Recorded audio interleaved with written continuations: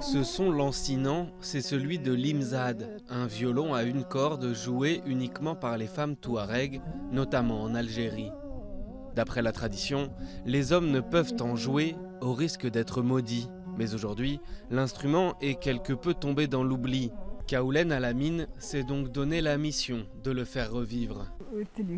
Les jeunes s'intéressent seulement à la télévision et au téléphone aujourd'hui. Quand j'étais jeune, je vivais dans le désert et on prenait le temps de jouer et de profiter de l'instrument.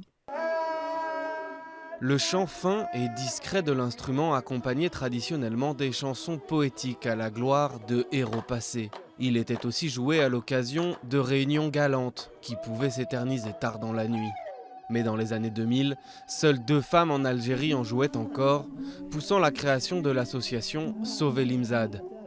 En 10 ans, ses fondateurs ont fait revivre cet art perdu et même permis d'inscrire sa pratique sur la liste du patrimoine immatériel de l'UNESCO. Pour nous, en tant que Touareg, l'imzad est le meilleur instrument. C'est une expression de l'histoire, de la violence, de la paix. Ça exprime notre culture. L'association a ouvert un studio d'enregistrement, une piste de danse, une scène pour des spectacles et même un atelier pour fabriquer des imzad. Quand je suis arrivée ici, j'ai rencontré une femme appelée Sept, qui faisait des imzad avant moi. J'ai regardé ce qu'elle faisait avec beaucoup d'attention avant de commencer à en fabriquer moi-même.